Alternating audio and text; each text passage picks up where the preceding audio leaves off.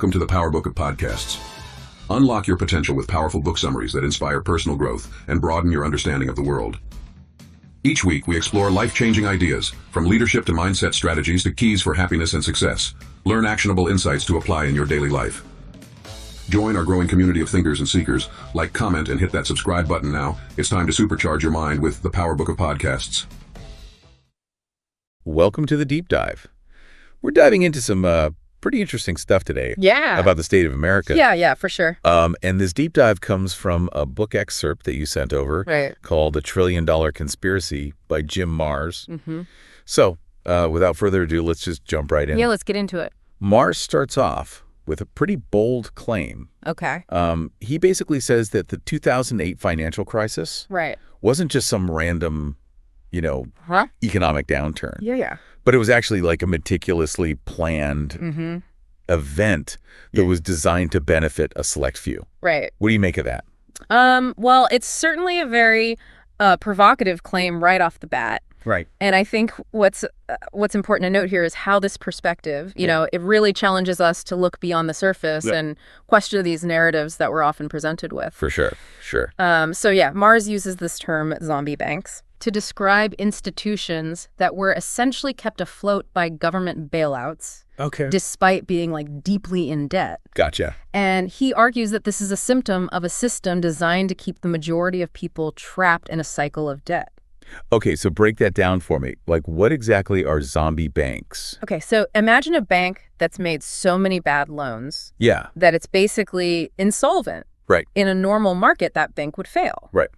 But Marrs argues that instead, these zombie banks are propped up by the government using taxpayer money. So this creates this moral hazard where these institutions are incentivized to take on even more risk knowing they'll be bailed out. Right. So who ultimately pays the price? Right. The average citizen stuck in that cycle of debt. Yeah, it's a pretty bleak picture he's painting. Yeah. And it gets even more intense when he starts talking about the Federal Reserve. Absolutely. Wow. He goes after the Federal Reserve, questioning its origins, its lack of transparency, and echoing those calls for a full audit. Right. He points to things like the AIG bailout and those massive executive bonuses that were paid out while average Americans are struggling. Right. It was like a slap in the face to so many people. Yeah, it was a real flashpoint for public anger, wasn't it? Absolutely. I mean, people were losing their homes, losing their livelihoods. Right. So is Marrs suggesting that the Federal Reserve is intentionally manipulating the system for their own gain?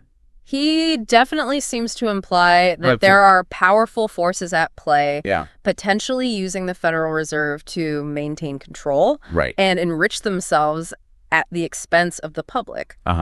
And he contrasts this with alternative economic models, like the Guernsey experiment you mentioned. Right. Yeah. This tiny island that's managed its finances in a completely different way and stayed practically debt-free. Tell me more about that. Sure. How does their system actually work? So Guernsey doesn't have a central bank like the Federal Reserve. Instead, they issue their own currency backed by their own government's assets. This allows them to control their money supply and avoid the kind of debt spirals that Marrs sees as endemic in systems like ours. Right. It's a fascinating example of how things could be done differently. Yeah. Makes you wonder why more countries haven't adopted a similar model. Yeah. But this is where Marrs takes a turn that I found really interesting. He moves from the economic landscape into how institutions might be controlling people through things like food, healthcare, and even education. Right. That's a pretty big leap, isn't it? It is, but Marrs argues that this financial control extends to these other aspects of our lives. He sees things like genetically modified foods and their potential health risks, the pharmaceutical industry's influence on healthcare, and even the way education is structured as tools of manipulation and control. So he's suggesting that these systems are designed to keep people compliant and easily managed. In a way, yes. Oh, great. He uses this term zombie citizens to describe people who've been conditioned to accept the status quo and not question authority. He sees this as a result of being exposed to things like GMOs in their food, pharmaceuticals that alter their mood and behavior, and an education system that prioritizes obedience over critical thinking. Wow, that's a pretty unsettling thought. Yeah. It almost sounds like he's suggesting that these institutions are deliberately trying to create a population that's easy to control. Right. I mean, is there any evidence to support these claims? Well, Mars cites specific research on the potential health risks of GMOs. Okay. He points to the aggressive marketing tactics of the pharmaceutical industry, and he criticizes the emphasis on standardized testing and rote learning in many schools. But whether this adds up to a deliberate conspiracy is a matter of interpretation, wouldn't you say? I guess so. It's a lot to take in. Yeah. But it definitely makes you think. And speaking of unsettling thoughts, Mars doesn't stop there. He goes on to talk about the erosion of freedoms in America using the Patriot Act and the expansion of surveillance as prime examples. What's his take on that? Well, Mars argues that in the wake of 9/11, the government used fear to justify an expansion of its power and acting legislation like the Patriot Act and creating agencies like Homeland Security. He sees this as a direct threat to civil liberties, paving the way for intrusive surveillance and the erosion of privacy. He paints a pretty chilling picture of government spying data collection and the use of technologies like Magic Lantern and those full-body scanners at airports. It's enough to make you paranoid. It is. He even includes these anecdotes about seemingly ordinary people being caught in the net. Like photographers being arrested for taking pictures of public buildings. And that senator who was mistakenly placed on a no-fly list. Oh, yeah, I remember that one. Yeah. It really makes you wonder if it can happen to a senator. But, what hope is there for the rest of us? Exactly. But is he saying that all surveillance is inherently bad? What about the argument that it's necessary to prevent terrorism? That's a key point. While Mars acknowledges the need for security, he argues that the line between security and freedom has become blurred. He believes that these expanded powers have been used to justify intrusive surveillance programs that target ordinary citizens, not just suspected terrorists. So we've got economic manipulation, control through food and healthcare, a growing surveillance state, and then he turns his attention to the media and education systems. What role do they play in all of this? Well, Mars sees the media and education systems as crucial tools for shaping public perception and maintaining control. He argues that the media, largely controlled by a few powerful corporations, limits dissenting voices and promotes a narrow narrative that serves the interests of those in power. He seems to see a similar pattern in education. He claims it's designed to produce obedient workers who don't question authority, rather than fostering critical thinking and independent thought. Exactly. So it's all connected. He sees a clear link between a compliant workforce, a controlled media landscape, and a population that's easily swayed by propaganda and manipulation. It all circles back. It all comes back to those zombie citizens, remember?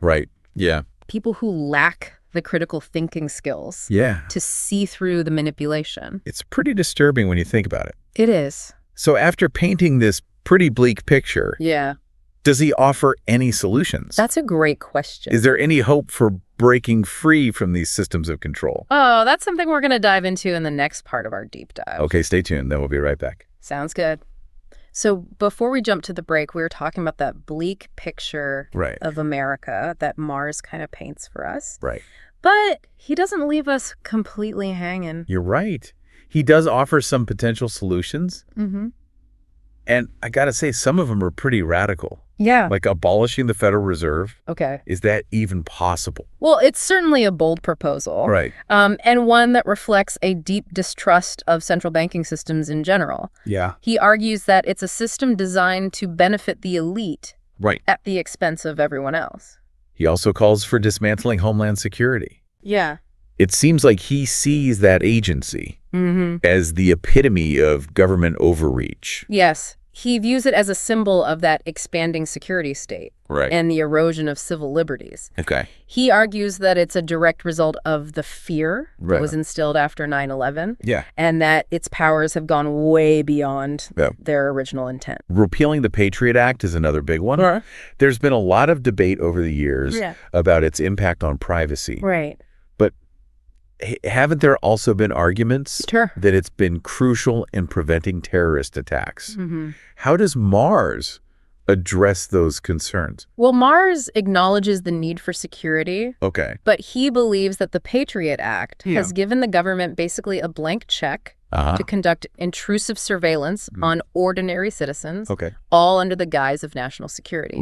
He argues that it has undermined fundamental freedoms and created a climate of fear where dissent is easily silenced.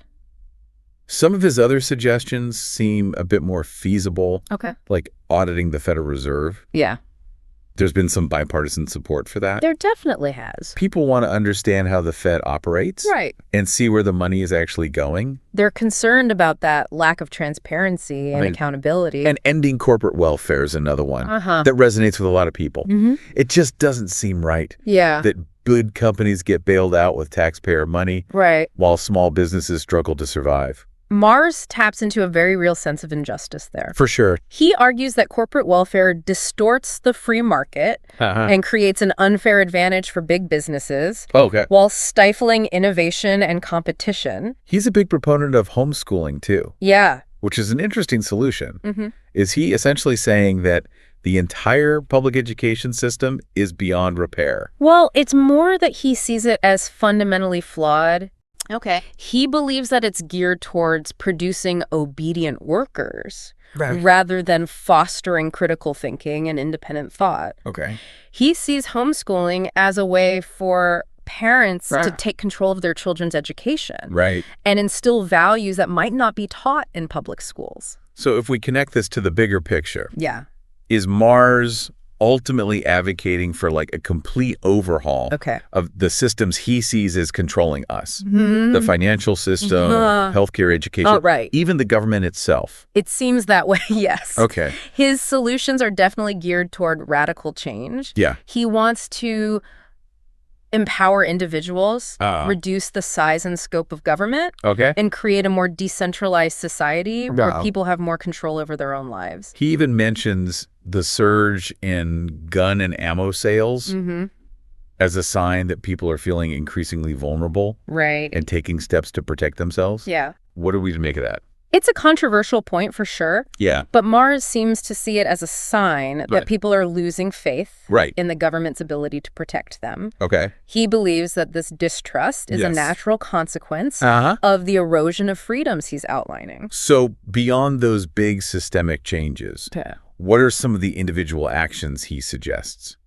Well, he encourages things like supporting local businesses, growing your own food, becoming more self-sufficient. He sees these as ways to reduce your reliance on systems that might not have your best interests at heart. He also talks about the importance of information. Not just getting it, but being able to analyze it critically and recognize potential bias. Exactly. He encourages people to read widely, seek out diverse perspectives, and develop their critical thinking skills. He warns against blindly accepting information from mainstream media sources and encourages people to dig deeper and do their own research. You know, it strikes me that Mars's whole thesis kind of hinges on this idea of zombie citizens, people who've been lulled into complacency and are easily manipulated. He seems to be issuing like a wake-up call. But is it even possible to break free from these systems of control? Or are we all just cogs in a machine that's too big to change? That's the million-dollar question. And it's something we're going to explore further in the last part of our deep dive. So we're back, and this deep dive into Jim Marrs' book has been pretty intense. Yeah, it's a lot to process. I mean, it's kind of daunting to think about how big all these systems are that he believes are, you know, controlling our lives. It can feel a bit overwhelming, honestly. It's true. Those systems can seem so big and so powerful. But you know what? history has shown us that change is possible even when it seems impossible. Right. Like we've seen it happen. So Mars seems to believe that change starts with the individual. Yeah. He really stresses the importance of like self-education. Right. Developing critical thinking skills, taking personal responsibility. He's right that change often begins with a shift in perspective. Right. When enough people start to question the things they're told and see things from a different angle, it can create a ripple effect and lead to some pretty big changes. So how do we apply this? Okay. Like, where do we even begin to try and dismantle these huge systems? Right. Well, Mars offers a range of actions, both individual and collective. Okay. He encourages things like supporting local businesses, growing your own food, becoming more self-sufficient. Right. These are all steps towards, taking back some control and reducing that dependence on these systems that you may not fully trust. He also talks about the media. Yeah. And how important it is to be media savvy. Not just like passively consuming information, but learning how to analyze it critically. Exactly. And recognize potential bias. He urges people to read widely, seek out diverse perspectives, and develop those critical thinking skills. So it's about being informed. It really is. Okay, so those are some individual steps. Yeah. But Mars also talks about collective action. How does that fit in? He believes there's a ton of power in collective action. Okay. He encourages people to connect with others, build communities, and support organizations that are working for positive change. Right. When people come together for a shared purpose, it can make a real difference. For a book that paints such a bleak picture, there's a surprising thread of hope in it. Yeah, I agree. It's like Mars is saying, yes, these systems of control exist, but we're not powerless. We can fight back. It's a call to reclaim our agency, right? To become active participants in shaping our future. Yeah. He's urging us to be more than just zombie citizens, to wake up, become informed, and engage in creating a world that reflects our values. So as we wrap up this deep dive, okay, what would you say are the key takeaways for our listener? Well, first and foremost, cultivate a healthy skepticism. Okay. Question everything, especially information coming from authorities and mainstream media. Do your own research. Okay. Seek out diverse viewpoints. Right. And develop those critical thinking skills we've been talking about. Don't be afraid to challenge the status quo. Exactly. If something doesn't feel right to you, dig deeper. Right. Ask questions. Yeah. And speak up. Remember, you're not alone. Right. Connect with like-minded people, build communities, and support organizations that align with your values. There's strength in numbers. And finally, don't give up hope. Right. Don't fall into apathy or despair. Change is possible. It is. But it requires effort, vigilance, and a belief in our power to create a better world. This deep dive into the trillion-dollar conspiracy has been a journey. It has. And we've covered some pretty challenging ideas. It's definitely given us a lot to think about. It has. And whether you agree with everything Mars says or not, it's a powerful reminder to never take our freedom for granted. That's so true. We all have a role to play in shaping the future. It's a choice. Be a passive observer or an active participant. Accept the status quo or work towards a better world. It's up to us. The power ultimately lies with each of us. It does. Thank you for joining us on this deep dive. It was a pleasure. Until next time, keep questioning. Keep learning. And keep diving deep.